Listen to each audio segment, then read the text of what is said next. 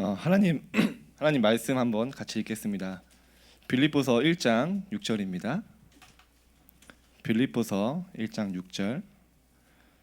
제가 가진 성경은 신약성경 317페이지에 있습니다.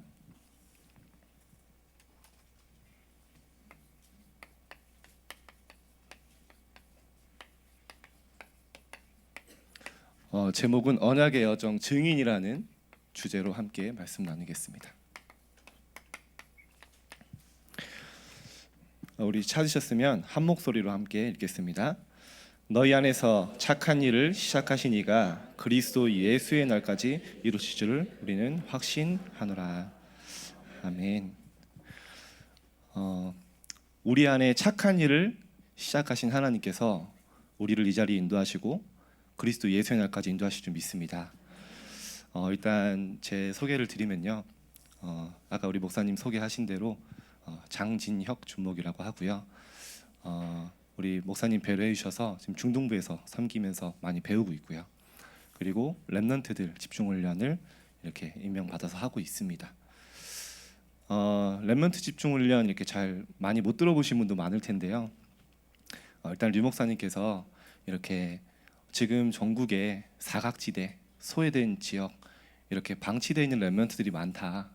그런 렘넌트들을 찾아가서 돕고, 특히 주일학교가 없는 교회, 그런 시스템이 없는 교회 그 지역에 가서 렘넌트들 살리고 만나고 지역의 렘넌트 시스템이 일어나도록 컨설팅을 해주라, 이렇게 말씀을 주셔서 지금 3년 정도 이렇게 진행을 하고 있습니다. 지난주에는 목포에 다녀왔고요. 많은 렘넌트들 이렇게 만나게 됐습니다. 우리 성도님들 이제 저를 아셨으니까 한번 꼭 저를 위해서 기도해 주시고, 그리고 곳곳에 방치된 그리고 무너진 렘넌트도 없도록 그렇게 함께 기도해 주시면 감사하겠습니다. 저는 저희 아버지가 이제 중직자시고요. 제가 어렸을 때부터 렘넌트로 자랐습니다.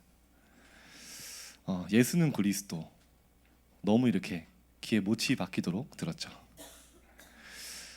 근데 사실은 제가 렘넌트한테 많이 간증을 하지만 좀 제 개인적인 갈등은 뭐냐면, 사실은 교회 오면 하나님의 자녀고 렘넌트인데 막상 현장에 가면 그게 맞지 않았어요. 여기 렘넌트 사역자분들도 많으시겠지만 실제 렘넌트들이 그런 고민을 많이 하고 있습니다. 저도 그랬고요. 분명히 교회 오면 서밋인데 학교 가면 아무것도 아닌 렘넌트 말로 그냥 쩌리, 그냥 그런 상태인 거죠. 그러다 보니까 뭐 저보다 잘난 불신자 너무 많고 잘 사는 그 렘넌트들 말로 표현하면은 그런 학교에 가면 엄친딸들이 많아요. 얼굴 잘생기고, 그리고 뭐 키 크고 공부 잘하고 집안 잘 사는 그런 좀 몹쓸 친구들이 좀 있거든요.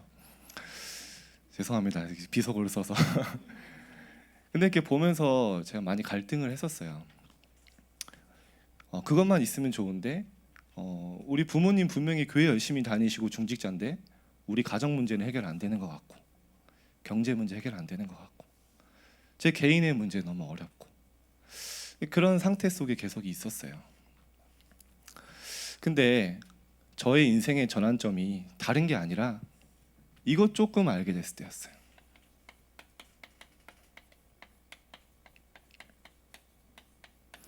예수는 그리스도. 너무 많이 들어왔었어요. 여기 계신 우리 부모님들 그리고 렘넌트 사역자분들에게 부탁드리고 싶은 것은, 렘넌트들에게 들어간 이 예수는 그리스도라는 언약은 반드시 성취되는 줄 믿습니다. 사실 저는 몰랐어요. 제가 그렇게 예배드리고 그냥 훈련 안에 있고 복음 안에 있는 게 얼마나 큰 축복인지 몰랐는데, 어느 날 예수는 그리스도라는 이 축복을 딱 알고요, 그때부터 저의 삶은 변화되기 시작했습니다. 우리가 예수가 그리스도란 사실을 믿을 수 있는 축복이 어마어마한 축복인 줄 믿습니다. 왜냐하면 누가복음 8장 10절에 보면요, 하나님이 우리에게만 허락하신 축복입니다. 하나님 나라의 비밀을 아는 것이 너희에게는 허락되었으나 다른 사람에게는 비유로 하나니 이는 그를 들어도 깨닫지 못하고 봐도 알지 못하게 하려 함이라 했어요. 하나님 나라의 비밀을 하나님이 우리에게 알도록 허락하신 겁니다.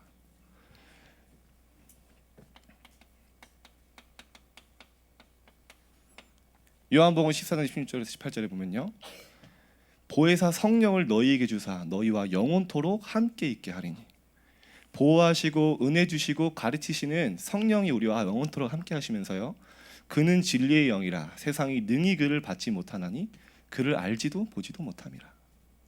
세상은 능히 그를 받을 수 없습니다. 성령을 받을 수 없습니다. 보지도 알 수도 없습니다. 그러나 너희는 그를 아나니 그는 너희와 함께 거하시며 너희 속에 계시겠습니다. 그가 너희를 고와 같이 버려두지 아니하리라. 제가 이 사실을 모를 때는요, 늘 상처 가운데 시달렸습니다. 이 축복을 알고 나니까요, 저에게 있는 모든 문제는 그리스도를 체험하는 기회라는 걸 알게 됐어요. 제가 어렸을 때 키가 굉장히 작았거든요. 이심전심지수 키 크는 게 기도 제목이었습니다. 조금 응답 받았고요. 키만 작으면 좋은데 얼굴 이렇게 시커매가지고요, 삐쩍 말라서 이 별명이 간디였습니다. 간디. 예, 여러분 웃으시지만 저는 간디가 누군지 몰랐어요. 어느 날 중학교 교과서 딱 공부하는데 간디가 딱 출연을 했습니다. 친구들이 이구동성을 와 진혁이다 이렇게 딱 해서 봤는데 제가 굉장히 충격을 받았죠. 아, 내가 이렇게 생겼구나. 그랬습니다. 근데요, 제 늘 고민은 뭐냐면, 왜 나는 안 될까? 왜 우리 집은 이 모양일까? 나는 왜 이렇게 능력이 없을까? 나는 왜 이렇게 힘이 없을까? 그런 고민을 많이 했었습니다. 근데요, 정말 저는 그게 지금 감사한 게 뭐냐면, 그리스도를 오직으로 붙잡는 기회였습니다. 어느 날 제가 그리스도가 아니면 안 되는 사람임을 알게 됐습니다. 나에게 오직 그리스도만이 필요하다는 것을 어느 날 인정하기 시작했습니다. 그때부터 제 삶은 변화되어지기 시작했습니다. 여러분, 우리가 알고 있는 예수는 그리스도, 하나님께서 우리를 이방인들과 인글들과 모든 백성에게 복음을 전할 택할 그릇으로 하나님이 우리를 부르셨습니다.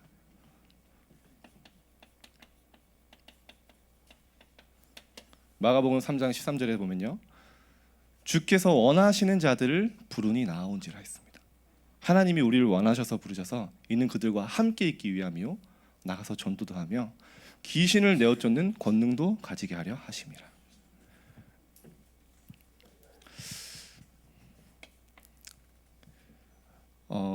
오늘 언약의 여정 속에서 첫 번째 제가 가장 중요하게 말씀드리고 싶은 건요, 그리스도를 통해서 회복된 나를 찾으셨으면 좋겠습니다. 한마디로 복음, 언약 안에서 회복된 하나님이 만드신 나. 저에겐 이게 굉장히 응답이었습니다. 왜냐하면 제가 이걸 찾지 못할 때는요, 저도 모르게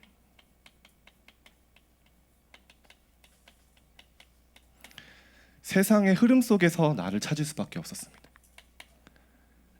세상의 기준과 세상의 문화 속에서 나를 찾을 수밖에 없었어요.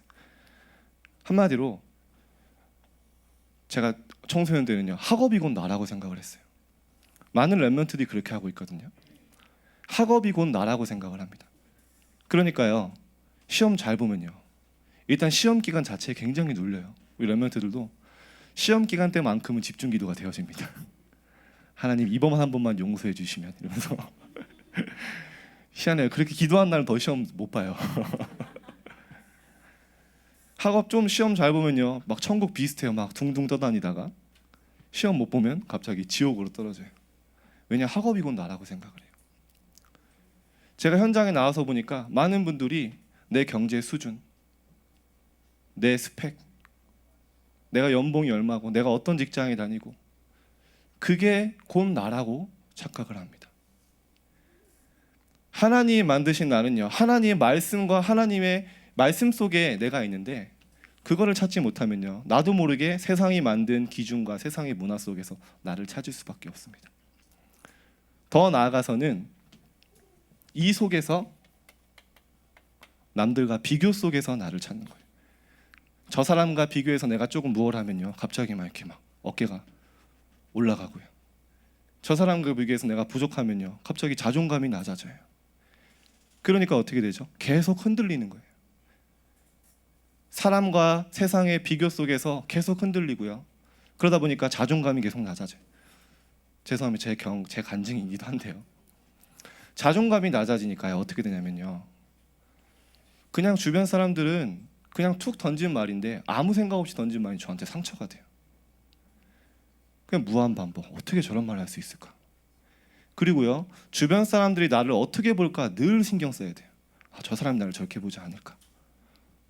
그걸 늘 신경 쓰니까 스트레스 받고요. 복음은 알고 예수는 그리스도 알았지만 하나님께서 만드신 나를 못 찾으니까요, 세상의 흐름 속에서 늘 흔들렸습니다. 근데 제가 흔들리지 않은 계기가 뭐냐면, 하나님께서 보시고 하나님께서 만드시고 하나님 말씀하시는 그 내가 진짜 나라는 걸요, 말씀 속에서 저를 찾기 시작했어요. 복음의 말씀으로 나를 정리하고요, 복음의 말씀으로 나의 정체성을 찾기 시작했습니다. 오늘 하나님께서 만드신 나 찾아봤으면 좋겠습니다. 성경 구절 몇 개만 쓰겠습니다. 요한복음 1장 12절에 하나님 분명히 말씀하셨습니다. 영접하는 자 곧 그 이름을 믿는 자들에게 하나님의 자녀가 되는 권세를 주셨으니. 우리가 잘나서가 아닙니다. 영접하는 자, 예수 그리스도를 마음속에 주인을 모신 자, 곧 그 이름을 믿는 자들에게, 예수가 그리스도이심을 믿는 자들에게 하나님의 자녀가 되는 권세를 줬다 했습니다. 여러분, 이 신분을, 하나님의 말씀을 믿으시기 바랍니다. 얼마 전에 유 목사님 그런 얘기를 하셨습니다. 성도인들이 하나님의 말씀을 믿지 않는다. 여러분, 말씀 속에서 나를 찾은데요, 아까도 말씀드렸지만 하나님이 우리와 함께 하시면서 하나님의 자녀된 최고의 축복은 하나님이 함께 하신다고 했습니다. 보혜사 성령을 너희에게 주사 너희와 영원토록 함께 있게 하리니 그는 진리의 영이라 세상이 능히 그를 받지 못하나니 그를 알지도 보지도 못함이라. 그러나 너희는 그를 아나니 그는 너희 속에 너희와 함께 거하시며 너희 속에 계시겠습니다. 그가 너희를 고와 같이 버려두지 아니하리라. 여러분, 세상의 모든 사람이 우리를 버려도 하나님은 우리를 버리지 않는 줄 믿습니다. 이게 하나님께서 만드시고 하나님께서 주신 우리입니다. 고린도서 3장 16절에 너희가 하나님의 성전인 것과 하나님의 성령이 너희 안에 거하는 걸 알지 못하니. 바울의 깊은 분노가 느껴지시죠? 바울이 성도들에게, 고린 성도들에게 편지했습니다. 갈등하고 시달린 성도들에게 너희가 하나님의 성전인 것과 하나님의 성령이 너희 안에 거하는 걸 알지 못하고 왜 문제와 갈등 가운데 시달리냐. 속지 마라. 하나님의 성령이 너희와 함께 거하신. 우리가 하나님을 택한 것이 아니라 하나님이 우리를 택했다고 했습니다. 너희가 나를 택한 것이 아니고 내가 너희를 택하여 세웠다 했습니다. 여러분, 말씀으로 나를 정리하시길 바랍니다. 여러분, 이때부터요, 사람의 말에 흔들리지 않습니다. 반석 위에, 하나님 말씀 위에 나를 세우면요, 주변 환경에 흔들리지 않습니다. 에레미야서 1장 5절, 제 인생 말씀인데요. 내가 너를 모태에 짓기 전에 알았고 네가 어머니의 뱃속에 나오기 전에 너를 여러 나라의 선자로 성별했다 했습니다. 제가 얼마 전에 딸을 낳았습니다. 죄송합니다. 제가 낳은 건 아니고 저희 와이프가 어마어마한 그 고통을 제가 겪은 건 아니죠. 근데 이제 그 신기한 게요, 이렇게 뱃속에 있을 때 초음파 검사를 딱 하는데 의사가 이러더라고요. 이 아이는 팔다리가 한 2, 3주 정도 깁니다 이러더라고요. 그래서 확실히 내 DNA가 맞구나 이런 생각했는데 제가 왜 이런 말씀을 드리냐, 사실은 저 이 말씀을 묵상하면서 제가 깨지기 시작했어요. 내가 너를 모태에 짓기 전에 알았고 하나님은 나의 모든 것을 아시고 불렀던 거였어요. 전 늘 원망했거든요. 가정 불평 불만, 나는 왜 이래, 난 성격이 왜 이래, 우리 집 경제는 왜 이래. 근데 그게 아니었어요. 하나님은 나의 모든 것을 아시고 그것을 협력해서 전도자로 사용하시기 위해서 나를 불렀다는 거였습니다. 그때부터 제가 변화되기 시작했어요. 여러분, 여기 다 아시는 말씀이시잖아요. 한번 혼자 있는 시간에 복음의 말씀으로 나를 정리하고 복음의 말씀으로 나를 확정하는 시간을 한번 가지시기 바랍니다. 이사야서 43장에 보면요, 내가 너를 지명하여 불렀나니 너는 내 것이라고 했고요. 하나님은 이미 우리 안에 렘넌트의 여정, 언약의 여정을 시작하셨습니다. 너희 안에 착한 일을 시작하신 이가 그리스도 예수의 날까지 너희를 이루실 줄을 나는 확신하노라. 그냥 인도하시는 게 아니라 우리에게 소원을 두고 행하신다고 하셨고요.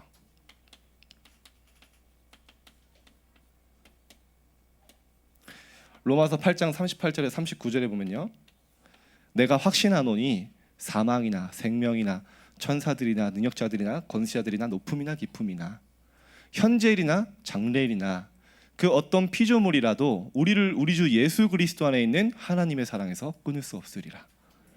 여러분, 어떤 일도, 어떤 사건도, 어떤 사람도, 어떤 권세자도 그리스도 예수 안에 있는 하나님의 사랑에서 우리를 끊을 수 없습니다. 그래서 사단은 자꾸 속이죠. 실패시킬 수 없는 걸 잘 알기 때문에 속입니다.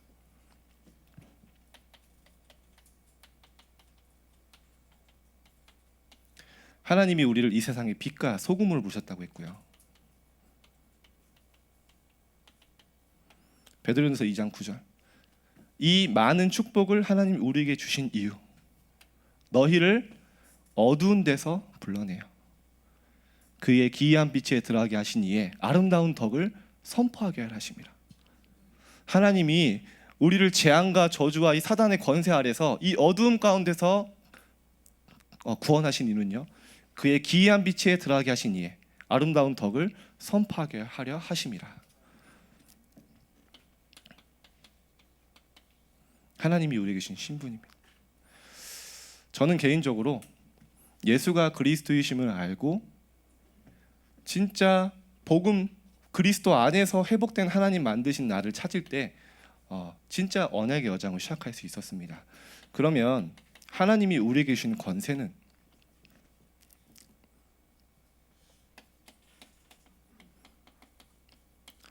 제 개인에게 정리된 말씀, 제가 능력이 없을 때 고린도전서 1장 24절, 오직 부르심을 입은 자들에게는 그리스도가 하나님의 능력이요 하나님의 지혜니라.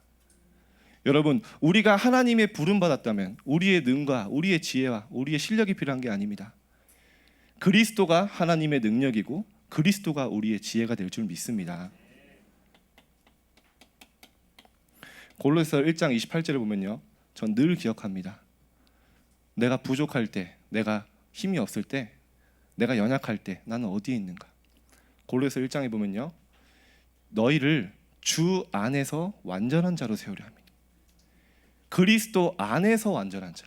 내가 그리스도 밖에 있다면 부족하고 실패하고 연약한 것이 축복인가라는 걸 알게 됐습니다. 하나님은 그리스도 안에서 우리를 완전한 자로 세우려 하신 줄 믿습니다. 고린도서 6장 10절, 근심하는 자 같으나 항상 기뻐하고. 근심할 게 많다는 거죠. 불신자들이 보기에는 근심할 거리가 너무 많은데 항상 기뻐해요. 가난한 자 같으나 많은 사람을 부유하게 하고, 아무것도 없는 자 같으나 모든 것을 가진 자로다. 우리가 아무것도 없는 것 같지만 그리스도를 소유하고 있다는 것은요, 모든 것을 소유한 자인 줄 믿습니다. 누가복음 10장 19절에 보면요, 내가 너에게 뱀과 전갈을 밟으며 모든 원수의 능력을 제어할 권능을 주신다 했습니다. 그래서 저는 이렇게 깨달았습니다. 하나님이 우리에게 이미 권세를 주셨습니다. 그러면 이 권세를 사용할 때 우리에게 권능이 나타나는 겁니다. 사전에 보니까요, 권능의 뜻이 권세와 능력을 합친 단어입니다. 하나님이 우리에게 이미 권세를 주셨는데요. 이 권세를 우리가 하나님 주시는 기도의 축복을 누릴 때 우리에게 권능으로 나타날 줄을 믿습니다.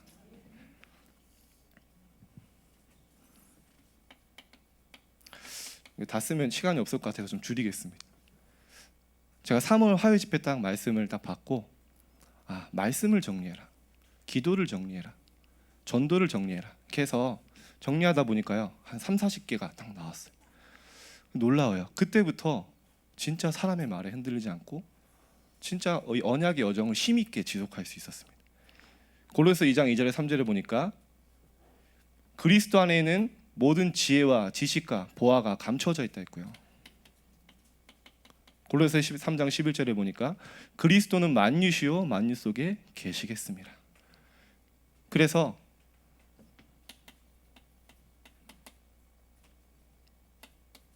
빌립보서 4장 6절에 시점은요. 아무것도 염려하지 말고 다만 기도와 간구로 너희 구할 것을 감사함으로 아뢰라. 그리하면 모든 지각에 뛰어난 하나님의 평강이 너희 마음과 생각을 지키시리라. 저에게 이때부터 회복된 것이 있습니다. 제가 정말 감사가 없었어요. 돌아보니까 정말 감사하다 이런 고백을 한 지 언젠지 모르겠어요. 근데 하나님께서 만드시고 하나님께서 주시는 나의 전쟁한 전책성을 회복했을 때 첫 번째로 하나님은 감사를 회복하게 하실 줄 믿습니다. 여러분 근데요 이거는 선택이 아니라 필수더라고요. 저를 돌아보니까 제 안에 감사가 없어지니까요 신기해요. 안 되는 것만 보여요. 불평할 것만 보여요. 저도 모르게요 부정적인 말을 막 하게 돼요. 더 나아가서는 저도 모르게 이게 나중에 어떻게 되면요 염려 체질이 되더라고요. 이미 염려할 거리가 없으면요 뭔가 허전해요. 그래서요 걱정 염려할 거리를 막 찾아다닙니다. 이미 오지도 않는 일을 미리 앞당겨서 돼요. 그게 바로 염려 체질, 염려가 개인화된 상태입니다. 근데 하나님 그렇게 원하시지 않지 않습니까? 데살로니가전서 5장 16절에서 18절을 보면 분명히 말씀하셨죠. 바울을 통해서 항상 기뻐하라, 쉬지 말고 기도하라, 범사에 감사하라, 이는 그리스도 예수 안에 있는 하나님의 뜻이니라. 여러분 하나님께서 주시는 참 감사를 이 시간에 회복하시길 바랍니다. 저는 이때부터 이 말이 이해가 됐어요. 요한복음 14장 27절 나의 평안을 너희에게 주노라. 예수님 말씀이시죠. 내가 너희에게 주는 평안은 세상이 주는 것과 같지 아니하리라. 여러분 세상이 줄 수 없는 평안함 복음 안에서 정말 하나님이 함께 하신 축복 속에서 누리시길 바랍니다. 아까도 말씀드렸지만 이때부터요 흔들림과는 나와 상관없어요. 하나님의 언약 안에서 직진. 여러분 한번 자세히 한번 자신을 돌아보세요. 나의 진짜 문제는 어디서 시작되는가? 난 늘 뭐 때문에 힘들어하는가? 이겁니다.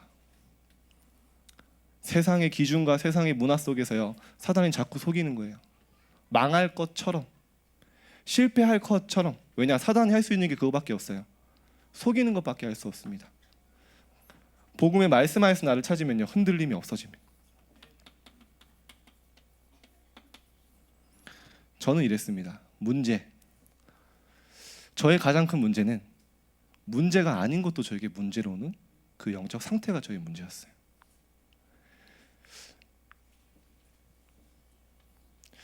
이런 말도 있죠. 세상에서 문제가 없는 곳을 가려면 공동묘지에 가라, 이런 말이 있습니다. 한마디로 이 세상에 사는 동안에 문제는 끝이 없습니다. 중요한 거는 이 문제가 나에게 어떻게 다가오는 거죠. 문제가 아닌 것도 문제로 다가오는 영적인 상태. 근데 여러분 하나님의 방법은 문제를 통해서 역사하시는 거 알지 않습니까? 여러분 정말 우리가 하나님의 자녀고 하나님께서 우리와 함께 하신다면요 나에게 오는 문제와 위기 속에 하나님의 응답이 담겨져 있습니다. 성경의 모든 렘넌트들이 그랬잖아요. 여러분 요셉 하나님 열심히 섬기다가요 어느 날 노예로 팔려갔습니다. 인간 취급도 못 받는 노예. 부신자들이 조롱했겠죠. 제 형들이 쟤 하나님 열심히 기도하더니 인생 망했다. 아마 저였으면 그랬을 거예요. 노예라는 엄청 큰 문제 앞에 아마 이런 기도를 했을 것 같습니다. 하나님, 오늘부터 제가 집중 기도에 들어갑니다. 체력 훈련을 하겠습니다. 담벼락을 뛰어넘을 수 있는 야마카시를 하나님 제가 할 수 있도록. 여러분 웃으시지만 저랑 비슷한 기도를 하셨을 거예요. 하나님, 노예에 빨리 탈출하게 해주세요. 여러분 근데 만약에 요셉이 우리와 같은 기도를, 저와 같은 기도를 했다면 지금 우리가 아는 요셉이 있을까요? 노예로 간 요셉의 그 문제는요, 하나님의 완벽한 계획이었습니다. 다만 요셉에게 온 문제가 아닌 게 아니라 문제로 다가오지 않았던 거죠. 그 문제 속에 있는 하나님의 응답을 찾은 겁니다. 여러분 혹시 문제와 위기 속에 있다면요, 진짜 하나님의 언약 붙잡고 그 속으로 들어가시길 바랍니다. 분명히 우리가 하나님의 자녀고 하나님께서 우리와 함께 하시고 하나님이 택한 자가 맞다면 그 가운데 하나님의 완전한 계획과 우리가 무엇을 도전해야 될지 하나님께서 알게 하실 줄 믿습니다.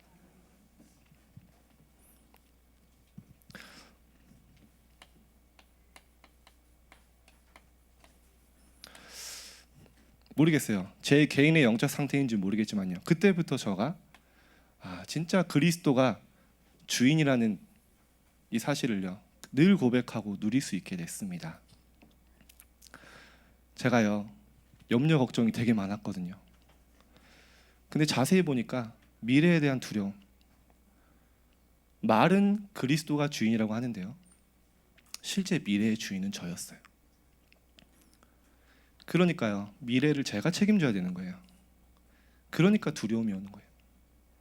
학업 열심히 하는데요, 말은 그리스도가 주인이라고 하는데요, 학업, 경제의 주인 나였어요. 그리고 많은 분들이 후대 하나님께 맡겼다고 하나님의 기업이라고 하지만요, 후대의 주인은 나예요. 그러니까 어떻게 돼? 내가 이 아이의 인생을 설계하고 내가 이 아이의 인생의 방향을 설정하고 이 아이가 잘 살아갈 수 있도록 준비를 해야겠죠. 물론 그게 틀리다는 건 아닙니다. 근데 진짜 그리스도가 주인 될 때 하나님께서 우리의 인생을 완전하게 인도하시는 것을 보게 될 줄 믿습니다.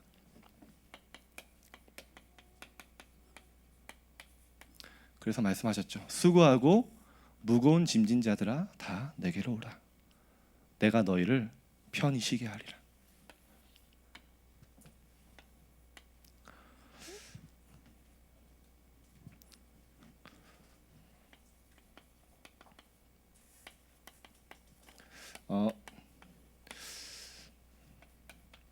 그래서 아까도 잠깐 말씀드렸지만요, 내가 안 되고 부족하고 연약함을 볼 때마다 제가 이것 붙잡을 수 있었습니다. 제가 신학생 때요, 안 되는 게 너무 많더라고요. 일단 신학교에 들어갔는데요, 날고 기는 사람이 너무 많아요. 어떤 사람은 서울대학교 나왔 출신이에요. 어떤 사람은 막 전도 막 현장에서 역사 일어나는데 저는 아무것도 안 돼요. 공부를 잘하는 것도 아니에요. 그러니까요, 막 실수도 많고요, 실패한 것도 많고. 근데 알고 보니까요, 하나님께서 저를 오직 속으로 들어가게 하는 시간표였습니다. 제가요, 진짜 그리스도가 아니면 나는 안 되는 사람이구나. 나에게 정말 그리스도가 필요하구나. 나의 무능, 무기력, 그리스도가 아니면 해결할 수 없구나라는 걸요, 하나님께서 인정하고 또 인정하고, 발견하고 또 발견하고, 체험하고 또 체험하고, 그거를 반복하게 하시더라고요. 어느 날 이게 저에게 각인이 되어버렸어요. 내가 그리스도와 함께 십자가에 못 박혀 죽었나니 그런즉 이제는 내가 사는 것이 아니요 내 안에 그리스도께서 사시는 것이라. 여러분 혹시 문제, 갈등이 있다면요, 속지 마시고 오직 하나님 앞에 나아가시길 바랍니다. 그러면요, 하나님 분명히 응답을 주세요. 오직의 응답을 주시는데요, 이때부터 저는요, 이때부터 전도할 수 있게 됐어요. 나에게 정말 그리스도가 오직 필요하다는 걸 인정한 순간부터요, 나에게 그리스도가 오직 필요하듯이 불신자에게도 그리스도가 필요하다는 것을 정말 알게 됐습니다. 그때부터 복음을 말할 수 있었어요. 그 전에는 다 가짜였어요. 그 전에는요, 학교에서 매일 캠프 나가고 친구들과 1시간 동안 수다 떠는데 복음 얘기 안 해요. 그리고 억지로 캠프 나가서 막 전도하고요. 삶 속에서 전도가 안 되어졌어요.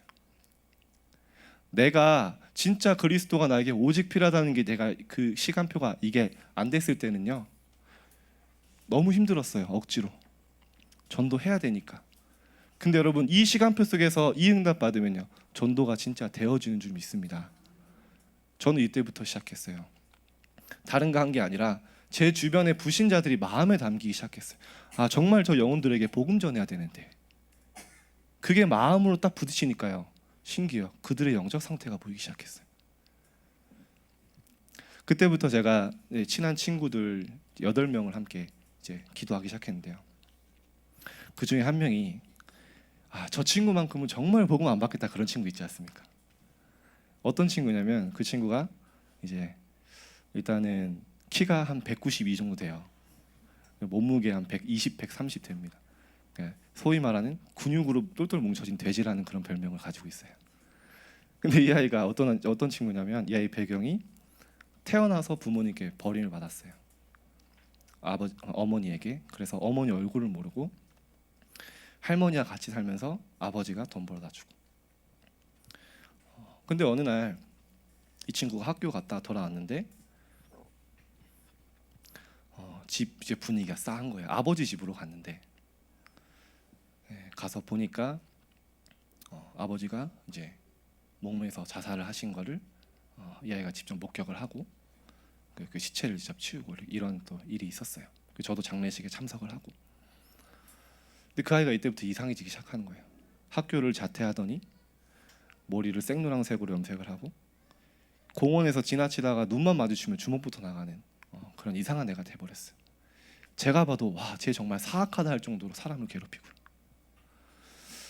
근데 이 친구를 놓고 제가 기도하기 시작하는데 어느 날 이 친구한테 연락이 왔어요. 기도한 지 얼마 안 됐는데 이런 얘기를 하더라고요. 진혁아, 나는 이제 간다. 그동안 고마웠다. 뭐 이런 얘기예요.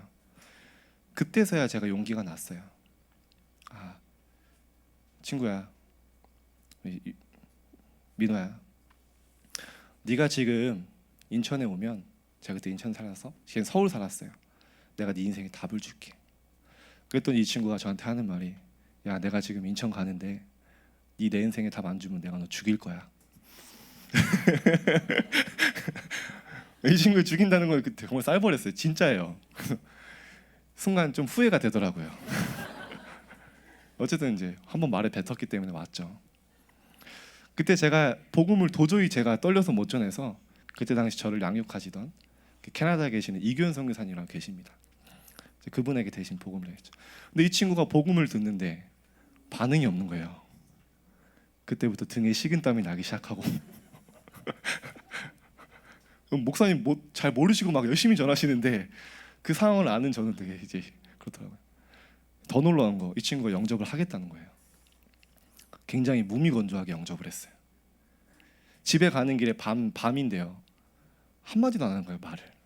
그래서 제가 속으로 이 친구 빨리 갔으면 좋겠다. 버스가 왔는데 갑자기 이 친구가 버스를 안 타요. 또 그러더니 갑자기 제 어깨를 빡 잡는 거예요. 저 얼마나 놀랐겠어요. 근데 이렇게 어깨를 들썩들썩해요. 근데 보니까 친구가 저한테 이런 말을 했어요. 뭔가 들썩들썩하는데 보니까 울어요. 진혁아, 너 이거 언제부터 알았어? 이거 왜 나한테 이제 이야기해줬어? 저한테 그러더라고요. 근데 이 친구가 저를 원망하는 게 아니라 이런 거예요. 고맙다고. 너무 고맙다고. 저도 같이 울고. 그때 집에 돌아가는데요, 정말 인생에 이런 기쁨이 있을까 했을 정도로요, 막 날듯이 뛰었어요. 제가 하나님 감사하다고. 근데 이 아이가 이 복음이 잠깐 들어갔을 뿐인데 완전히 인생이 변화되어지기 시작했어요. 알고 보니까 이 친구가요, 복음 받기 전에 자살 시도 이미 2번 했더라고요. 한 번은 버스에 뛰어들었는데 버스가 찌그러졌대요. 살고 전 몰랐어요. 근데 이 친구가, 여러분 웃으시지만 담배를 한 갑을 한 번에 핀 거예요. 죽으려고. 근데 이제 이 친구 또 폐가 강철폐인지 폐결핵에 걸렸다가 다시 소생하고. 근데요, 이 친구가 복음 받고 완전히 인생이 변하기 시작했어요. 서울에서 신앙생활 하겠다고 인천으로 이사를 왔어요. 검정고시 공부하고 절대 직장생활 할 수 없는 친구들 지금 7년째 직장생활 하고 있어요. 완전히 새로운 인생. 여러분, 우리가 이런 축복을 받은 자입니다. 지금도 현장은요, 복음 하나 몰라서 죽어가고 있더라고요. 여러분에게 진짜 하나님께서 여러분이 주신 문제는요, 오직으로 갈 수 있는 기회입니다. 정말 위기 왔습니까? 그리스도 붙잡고 그 속으로 들어가 보세요. 저는 개인적으로요, 하나님께서 이것 체험하게 하시고, 이것 인정하게 하시고, 이거 확인하게 하시고, 이걸 체험하게 하시는 하나님의 완전한 축복이었습니다. 사단은 자꾸 속입니다. 문제 가운데 빠지고 집착하도록. 한 책을 봤어요. 제 시간이 없어서 죄송합니다. 시간을 못 봤는데 빨리 진행하겠습니다. 백만장자의 마지막 질문이라는 책이 있습니다. 혹시 삼성 핸드폰 쓰시는 분 계십니까? 예, 한 반 정도 쓰시겠죠. 삼성을 창업하신 분이 누구시죠? 예, 랩런트 센터 이 질문을 하면 대부분 이건희 회장이라고 합니다. 잘 모르는 거죠. 근데 이병철 회장이 삼성을 창업을 하고요, 평생 써도 쓸 수 없는, 대대로 써도 쓸 수 없는 돈을 벌었어요. 어마어마한 돈을. 근데 어느 날 병에 걸려서 병상에 눕게 된 겁니다. 그때 종교 지도자에게 편지를 썼어요. 그게 바로 백만장자의 마지막 질문입니다. 그 책을 읽어보니까요, 한 질문이 나온대요. 질문이 뭐냐면, 정말 신이 있냐? 신이 있다면 왜 이렇게 인간에게 이유를 알 수 없는 재앙과 불행이 오냐? 저 깜짝 놀랐어요. 두 번째 질문, 왜 착한 사람이 성공해야지 악한 사람이 득세를 하냐, 세상은? 세 번째, 예수님이 우리의 죄를 다 해결하셨다고 했는데 그 해결하신 죄가 뭐냐? 마지막 네 번째, 그러니까 제가 기억하는 것만 말씀드리는 겁니다. 네 번째, 정말 죽으면 나는 어디를 가냐? 정말 천국과 지옥이 있냐? 답변을 보니까요, 정말 막 열불 날 정도로 막 답변이 이상해요. 근데 여러분 이 질문에 대해서 완벽하게 대답할 수 있지 않습니까? 평생을 써도 쓸 수 없고 어마어마한 성공을 가지고 내 후대 잘 되라고 얼마나 성공을 향해 달려왔겠습니까? 그 후대가 어떻게 됐습니까? 이건희 회장, 이상한 동영상으로 완전히 명예 실추되고 그 자녀들 자살하고 감옥 가고. 사단은요, 속이는 겁니다. 첫 번째 질문, 여러분 어떻게 답하셨죠? 왜 인간에게 이유 알 수 없는 불행과 저주가 오는가? 하나님을 떠나서. 왜 악인이 득색을 하는가? 잠시. 예수님이 무슨 문제를 해결하셨는가? 하나님 떠난 그 재앙 저주 속에 사단의 종로를 타는 원죄. 사람이 죽으면 어떻게 되냐? 사람은 한 번 죽는 건 정해진 것이요, 그 후에는 심판이 있으리. 그래서 여러분이 정말 소중한 사람인 줄 믿습니다. 전도의 시작, 오직의 시간표. 우선순위. 그래서 이 복음과 예배의 우선순위를 여러분이 삼으시길 바랍니다. 그렇기 때문에 여러분 예배에 또 오신 축복을 누렸겠죠.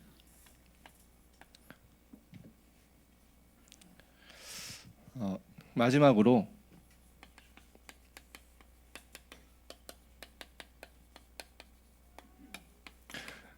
이거는 여러분 한번 해보시면 좋을 것 같습니다. 영적 서밋으로 가는 나만의 영적 시스템이 있습니다.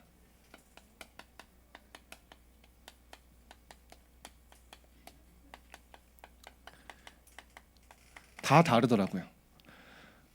여러분 다 직업 다르고 성격 다르고요, 성향 다 다릅니다. 그래서 어떤 사람은 찬양할 때, 어떤 사람은 기록할 때, 어떤 사람은 호흡할 때, 여러분 빈 시간 다 다릅니다. 직업 다르기 때문에. 여러분 개인에게 맞는 영적 서밋으로 가는 나만의 영적 서밋 시스템을 한번 찾아보시기 바랍니다. 언제? 여러분 분명히 날마다 반복되는 빈 시간이 있고요. 어디에서? 여러분 분명히 집중하기 좋은 장소 있습니다. 어떤 아이는 제가 이거를 얘기하니까 자기는 학교 앞 분수대가 집중이 잘 된대요. 그래서 너는 분수대 매일 가야겠다 했는데 미국에 있는 랩런트였거든요. 이제 1년에 제가 미국 이제 그 집중을 한 번씩 가니까 그 다음 가서 물어봤어요. 야, 네 분수대 그때 잘 하냐? 그랬더니 그 다음 날 분수대를 갔는데 분수대가 공사를 하더래요. 근데 본인 나름대로 영적 시스템 세운 걸 이야기하더라고요. 어쨌든 간에 이 아이가 이거 한번 고민했을 뿐인데 본인 이야기예요. 그동안에는 늘 힘들 때 기도했대요. 시스템이 없으니까 문제 왔을 때 기도했대요. 근데 이게 내 삶의 시스템으로 딱 되니까요. 그때부터요. 지속할 수 있었다고 했습니다. 여러분 구체적으로 분명히 여러분 삶에 반복되는 빈 시간이 있습니다. 이 시간만큼은 내가 하나님께 드리겠다. 결단하세요. 어디에서? 나는 이곳에서 무엇으로? 제일 중요한 게 강단이죠. 어떻게? 유 목사님은 호흡을 하시면서 하신다 했습니다. 어떤 분은 찬양을 너무 좋아하세요. 그러면 제가 이렇게 얘기했습니다. 하루에 한 번 진짜 하나님께 찬양을 고백하는 시간을 가져보세요. 찬양은 곡조 있는 기도입니다. 이분이 이걸 지속하더라고요. 여러분 나름대로의 집중의 방법. 그리고 여러분 예배에 성공하시길 바랍니다. 왜냐하면 하나님은 우리 예배를 받으시기 위해서 부르셨고요.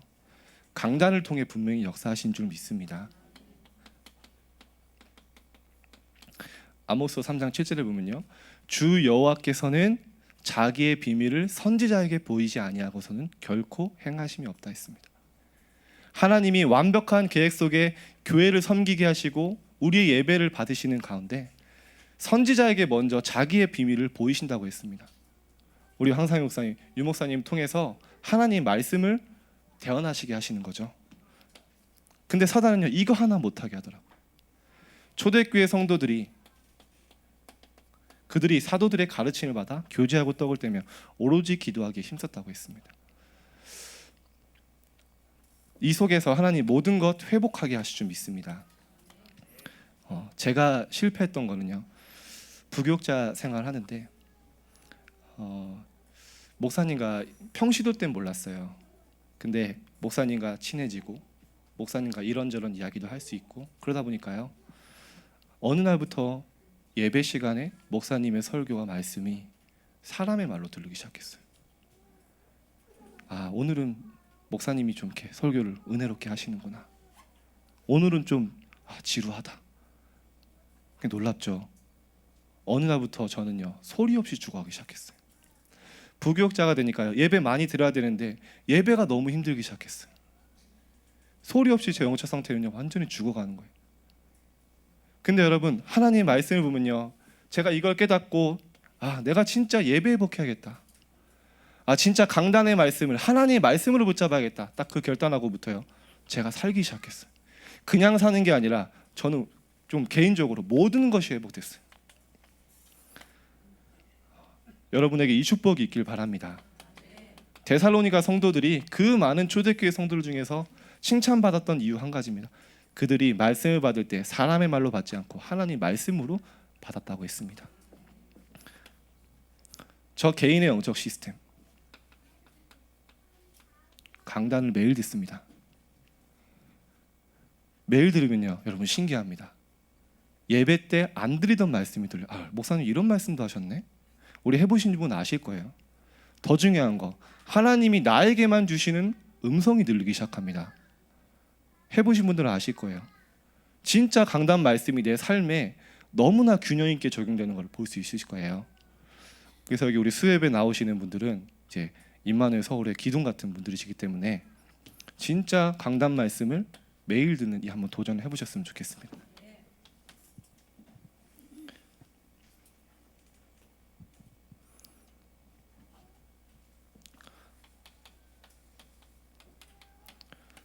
훈련. 아까 우리 잠깐 우선순위 말씀드렸는데 이것만 말씀드리고 마치겠습니다. 많은 랩런트들이 청소년, 제가 청소년 좀 많이 만나다 보니까요. 혹시 청소년 사역을 하시는 분이나 부모님 있으시면 청소년기가 너무 중요하다고 이야기를 합니다. 그래서 청소년기 땐 학업에 집중하도록 우리가 도와줍니다.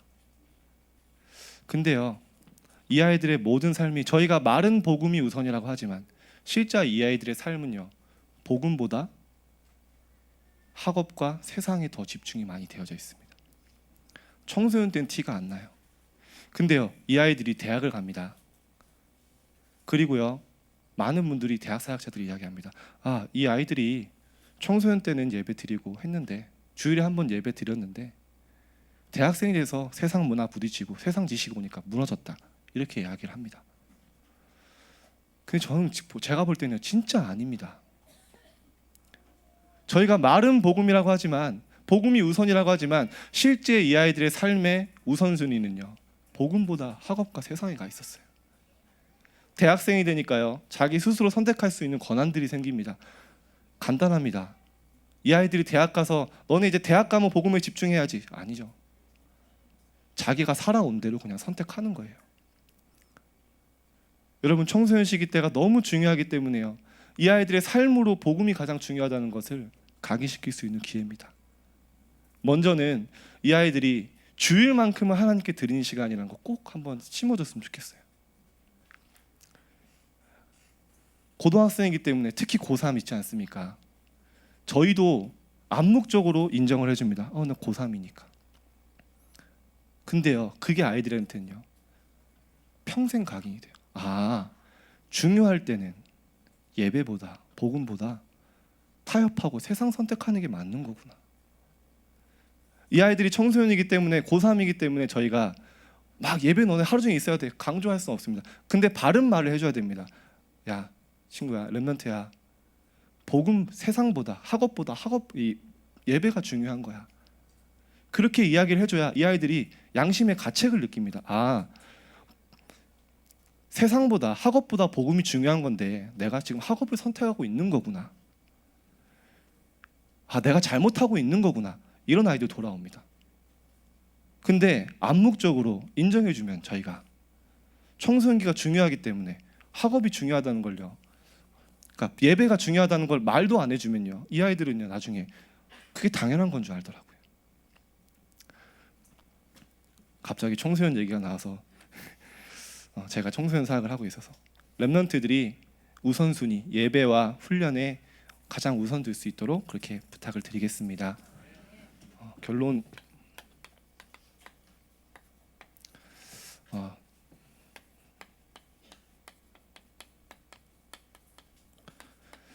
저는 이거 마음 담았습니다. 앞으로 우리 교회가 진짜 수도권 복음화, 2000지교회 세우는 일을 위해서 우리 교회가 세워진 줄 믿습니다. 그래서 하나님께서 우리 계신 언약, 이걸 놓고 좀 기도를 부탁드리겠습니다. 그리고 우리 렘넌트들 평생 스쿨, 서밋 스쿨, 치유 스쿨,